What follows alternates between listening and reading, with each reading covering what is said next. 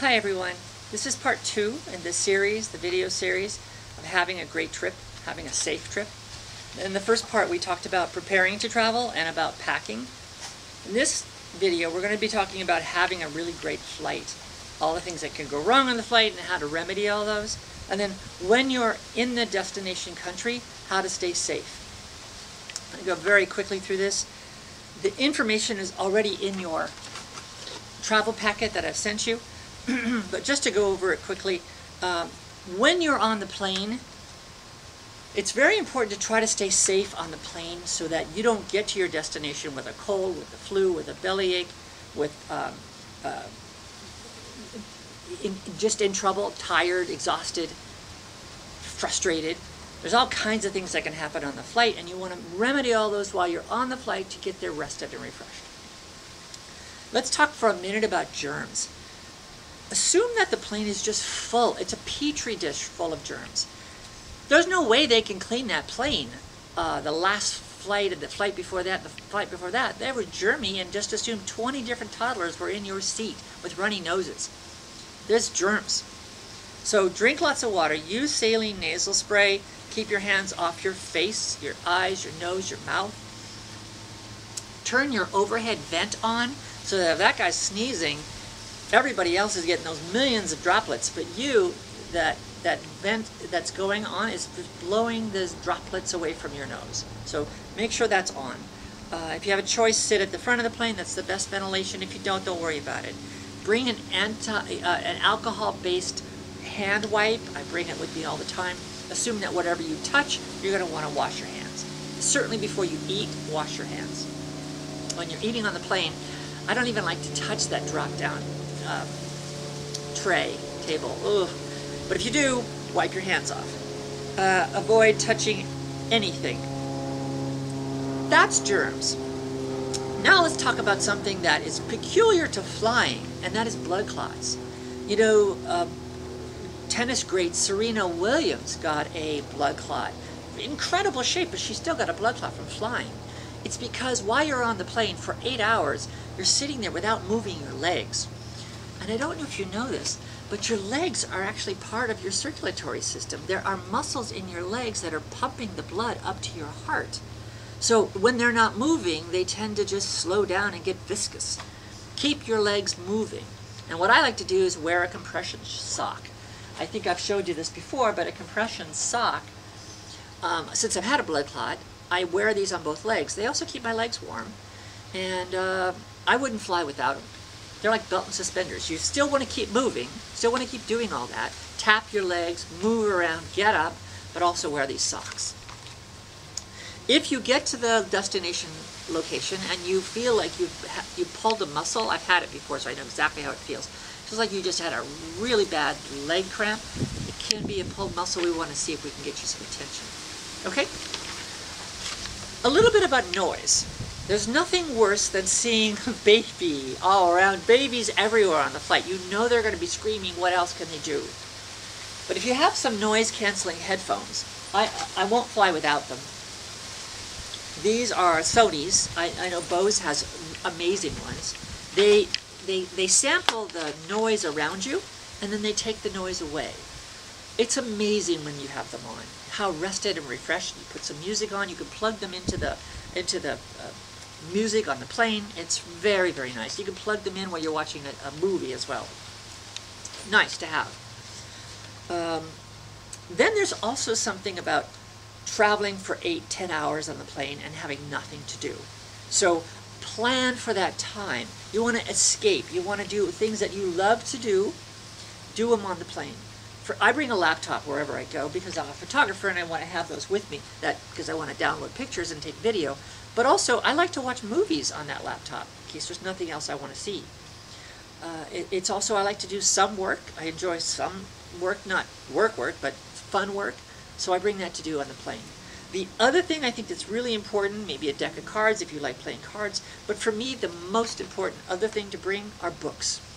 You can bring books on the destination you're going to, Italy, Florence, Tuscany, those places. You can bring how-to books, like I love to bring Traveling Solo. The How of Happiness, I think, is one of the best books I've ever read. I love to read it again. the Medici, Italian short history of the history of Italy, and then also a history of Rome. And then lastly, if you're a photographer, it's nice to bring photography books. I always bring at least one. A book on my particular camera, a book on wildlife photography if I'm going in the jungle, and also this book that I love, The Lonely Planet's Guide to Travel Photography. So what's important is that you've taken a look at the book before, read one chapter before you get on the plane. Because I've been on a plane before with a book that I thought I would thoroughly enjoy, and it was horrible, and I just tossed it.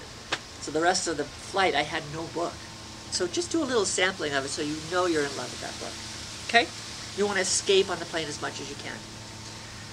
When it comes to clothing on the flight, this is important. I like to travel with a hoodie because I like to wear a sleep mask, headphones, and a face mask. I'll show you what that looks like. So that I don't get a lot of germs on me, I wear one of these masks. These masks, these keep the germs away from me. Looks odd, but with a hoodie it doesn't look so bad. And I'm going to go to sleep anyway, so while I'm asleep for those 4 hours, and I have this on, if people can sneeze away, it's not going to affect me. Hoodie kind of hides you from all that and keeps you warm. I always like to bring an extra top because I like to be warm on the plane. Something about your shoes. I'm wearing flip-flops right now. Don't wear flip-flops or sandals on the plane. What if the plane goes down? What if there's a fire on the plane? You want to have very sturdy shoes. Not only that, but if you're going on an eco-adventure, if you wear your biggest bulky hiking shoes, then they're not in your bag. They're on your feet, which keeps you warm, and they're not taking up room in your bag. So I always carry my hiking boots on when I'm traveling. Let's see, wear loose pants, of course, because again, you don't want those blood clots. A little bit about in-flight etiquette. Everybody on the plane is going to be cranky and tired, and they want off, and they're miserable. So what I do is smile a lot and just assume everybody's cranky. So I try my best to do whatever I can to make their trip good. Smile a lot. And when that baby is kicking the back of your chair, gently turn around and ask the mother, is there anything I could do to help with this, because I can't sleep, and should we change seats, or what can I do? And you know, she doesn't want that baby there either. So she's going to be glad that you're trying to find a solution.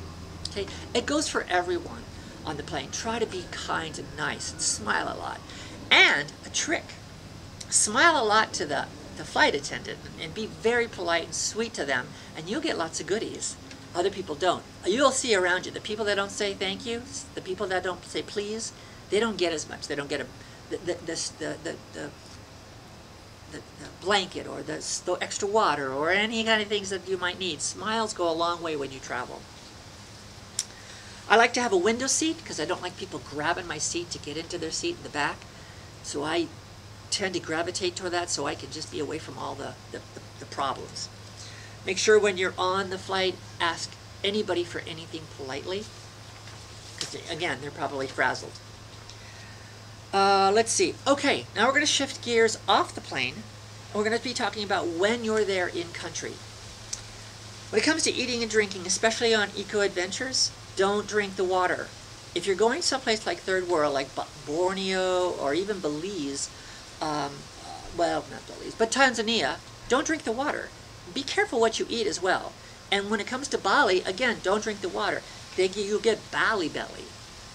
When you're in the resort, put your books and everything else on the top of the on-off for the faucet so that you can't even get to that to brush your teeth. Don't drink the water. Getting off eating and sleeping, eating and drinking, let's talk about sleeping. Sleep is your friend on the trip. If you don't sleep, you will be cranky and you'll make bad mistakes or you're not thinking clearly. Get sleep. You get sleep by making sure you take care of it before. I bring ZzzQuil because I know I generally only sleep 6 hours anyway. On the trip, I'm only going to sleep 2 or 3 hours unless I have ZzzQuil because I'm all amped up, excited about the trip. So I take it when I know I'm going to have 6 hours to sleep and I pass out. I wear a sleep mask and I wear lots of earplugs. I'm assuming my roommate snores and she doesn't know it. She can't stop it, so I can just double or triple those earplugs up, shove them in, and I am out. Okay? Given that you have all those earplugs in, though, remember to bring travel alarms. And I bring 3. A watch with an alarm, iPhone with a stop alarm, and then a travel alarm. And I put the iPhone under my pillow so I know it's going to wake me up. Okay, so because you don't want to be late. You don't want to be late. And if you are late, your friends are going to try to give you their travel alarm clock. Okay, so bring 3. Having a happy tummy there, we talked about not drinking water, not eating. Just be really careful with street vendors. This is all in your travel package that I sent you. So I'm going to go quickly through this stuff. I do want to spend a little time on communication. When you're traveling, especially if you decide to go off on your own, it's okay. At any point, do anything you want on this trip, but tell me about it. Tell me where you're going. I'm assuming if you go off on your own to a museum, you're going to find your way back to the resort. If you don't come back, I'm assuming you're lost, but I know you will come back to the resort. On your phone and in your copies, you'll know exactly where you are every day and which resort you're at. So you'll have the address, get into a cab, get back to the resort. You don't have to call me, just get to the resort. On your phone that you take with you, I would love to have you have a few apps. Bring Google Maps, GPS, Find My iPhone, the flashlight, a star map. I would never go anywhere without a star map so I can see everybody else's stars wherever I travel, especially on the southern hemisphere. Oh my God, Southern Cross. Wait till you see the Southern Cross. Compass. Oh, these come with your smartphone. Compass, timer, alarm clock, calendar, and calculator. So have your phone with you. A little bit about laptops. I bring it because I like to watch movies on the plane. I also like to download my photos and videos. But also, you can get Skype and you can talk to your friends at home. So if you feel a little lonely, the best remedy is to check in at home to see if everything's okay. Me, after a month of travel, I want my dog walker to pick my little baby up and show me everything's fine. And then I can relax. So I bring a laptop. I always like to bring a Nano, 2 of them, with all my music, just in case I feel lonely. I can always put those on and feel at home. Now, a little bit about feeling lonely or getting the blues. Let me just say that happens to everybody. If you stay long enough, you will get homesick, you'll feel the blues, something will happen and you'll be depressed. It happens. Understand. But know it's going to happen. And when you feel it, know it's happening. There's lots of remedies for it. I think the best thing you can do is to contact people at home. Make sure everything's fine. But for me, if I'm feeling lonely or disconnected or there's an upset and you're mad at somebody, write about it in your journal. Bring a journal and write about it. Just describe the upset. And then think about opportunities, ways to see opportunities to make it better. That usually works things out. It also helps you meditate. Let's see, very quickly, let's talk about travel safety when you're there. Just really simple. It's also in your package. Carry your money in a waist bag, a waist around your waist. In a resort, don't ride on elevators. Lock your suitcase. If you find yourself alone, contact your trip manager. Get back to the resort. Don't let a stranger touch your belongings. It's a ruse to take your stuff. Don't let a stranger hug you. They will pickpocket you. If kids are running around you, they may be nice and you may be taking pictures of them, but they also may be pickpocketing you. So also get travel insurance. I think it's great. Don't do anything dangerous when you're there. Nothing you wouldn't do at home. Don't get on a scooter. Don't get on a surfboard. Why risk it? And if you get caught and someone's trying to take what you have, just give it up. Again, this is all in your trip package. I'm not going to spend much time on it. And a little bit about jet lag. It happens. It's very real. Do take melatonin. Don't drink on the plane. Don't drink alcohol. It messes up your sleep. And don't hit the sack as soon as you get there. Even though, like if we get there at 11 o'clock to Bali, don't get in bed. Assume it's 11 o'clock. Act like it's 11 o'clock. Get out, get exercise, get lunch. Quickly get on their time.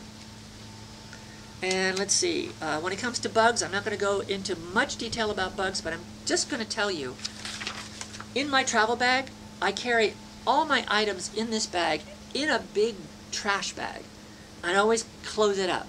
That way, if it gets wet, my clothes don't get wet. If it's humid, I don't get wet. If it's dirty, like in Tanzania, I don't get dirty. But also, I don't get bed bugs. And even the best resort, if the person before you had bed bugs, there may be bed bugs. Don't let them get in your bag. And when it comes to mosquitoes, I have all the information about DEET. Don't wear a lot of it, just try to ease into it. And ticks and mosquitoes, when you're in the jungle, don't wear a lot of DEETs, because remember, a lot of animals live on those leeches and those ticks and those insects, so don't kill them all, because some of the animals will die because they don't have those to eat. I'm going to end it there, but I'm going to remind you, there's a packing list in your trip package that I sent you. Carefully go through it and go through the trip package, because I think it's going to help when it comes to safety. I think we talked about preparing to travel, packing, having a great flight, and then when you get there, being safe. I think with all that, you're going to have a safe time, and I cannot wait to see you on the plane. See you then.